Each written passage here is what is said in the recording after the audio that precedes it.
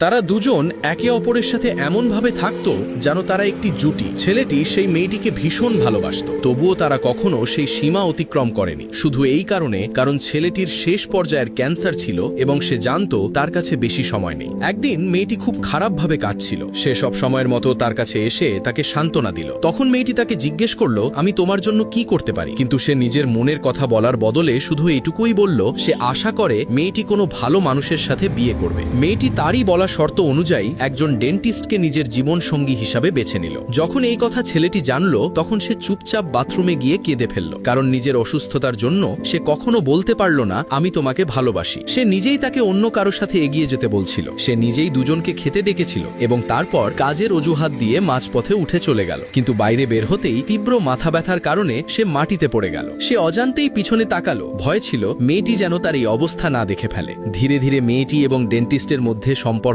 গভীর হতে লাগলো এবং যখন সে জানতে পারল যে ডেন্টিস্ট এখন মেয়েটিকে চুমু খেয়েছে তখন তার মন ভেতর থেকে কেঁপে উঠল। যদিও সে আগেই এই দিনের জন্য প্রস্তুত ছিল, তবুও নিজেকে সামলানো তার জন্য কঠিন হয়ে গেল। একদিন ডেন্টিস্ট বলল যে তারা দুজন বিয়ে করতে যাচ্ছে। মেয়েটি চেয়েছিল ছেলেটি তার সাথে গিয়ে ওয়েডিং ড্রেস ট্রাই করুক। এখন যাকে সে নিঃশর্তভাবে ভালোবাসত সেই মেয়েটি বিয়ের পোশাক পরছিল। সে শুধু হাসলো এবং বলল, তুমি খুব সুন্দর লাগছো। মেয়েটি বলল সেও যেন একটি স্যুট পরে। তারপর তারা দুজনে মিলে কিছু ছবি তুলল। সেই ছবিগুলো কাউকে দেখানোর জন্য ছিল না, শুধু তাদের স্মৃতির জন্য। স্যুট খুলতে গিয়ে ছেলেটি চুপচাপ কাঁদতে লাগলো। মনে মনে ভাবছিল, ইস, যদি আমি সেই বর হতাম। সেই রাতে মেয়েটি তার জন্য খাবার বানিয়েছিল। সে মোবাইলে বারবার লাভ ইউ টাইপ করছিল, কিন্তু প্রতিবারই ডিলিট করে দিচ্ছিল। অসুখ তার কণ্ঠস্বর কেড়ে নিয়েছিল এবং এখন সে কিছুই বলতে পারছিল না। পরের সকালে সে তাকে বিয়েতে ভাইয়ের মতো করে পৌঁছে দিতে গেল। সে ঘুরতেই তার চোখ থেকে অশ্রু ঝরে পড়ল। সে কখনো জানতে পারেনি যে মেয়েটিও কতটা কষ্ট সহ্য করেছে। আসলে মেয়েটি একবার তার জ্যাকেট থেকে কিছু ওষুধ বের করেছিল